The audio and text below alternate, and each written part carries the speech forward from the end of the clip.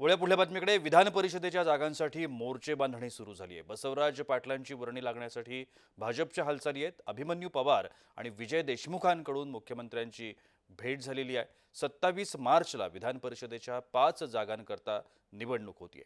5 पैकी 3 जागा या भाजपच्या वाट्याला येण्याची शक्यता आहे। 27 मार्च रोजी होत असलेल्या 5 विधान परिषदेच्या जागांकरता निवडणुकीची मोर्चे बांधणी आतापासूनच सुरू झाली आहे। 5 जागांपैकी 3 जागा भाजपच्या वाट्याला येत असतात।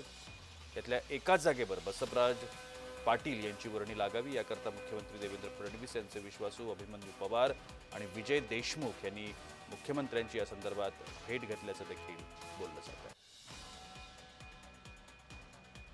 एकूणच 5 जागा रिक्त आहेत आणि त्यातल्या मेजर जागा ह्या भाजपला मिळतील अशा पद्धतीच्या आतापासूनच हालचाली सुरू आहेत। विधान परिषद जागांसाठी ही आपण या सगळ्या संदर्भात अधिक माहिती घेण्याचा प्रयत्न करूया। आमचे प्रतिनिधी उदय साबळे आता माझ्यासोबत आहेत। उदय, एकूणच भाजप पुन्हा एकदा या सगळ्या जागांवरती वर्चस्व मिळवण्याच्या तयारीत असल्याचं आपण या माध्यमातून म्हणू शकतो। आपल्याकडे असलेली माहिती काय? नक्कीच प्रशांत, जर आपण पाहिलं तर 27 मार्च रोजी जी आहे ती महाराष्ट्रातील विधान परिषदेच्या 5 जागांसाठी निवडणूक होते जी आणि खरं तर या 5 जागांमध्ये जवळपास आपल्याला मिळालेल्या माहितीनुसार 3 जागा या भाजपच्या कोट्यातील असण्याची देखील शक्यता आहे। खरं तर आणि याच निवडणुकांच्या अनुषंगाने जे आहे ते राजकीय मोर्चे बांधणीला देखील सुरुवात झाली आहे आणि याच अनुषंगाने आता भेटीगाठी देखील वाढलेल्या आपल्याला पाहायला मिळत आहेत।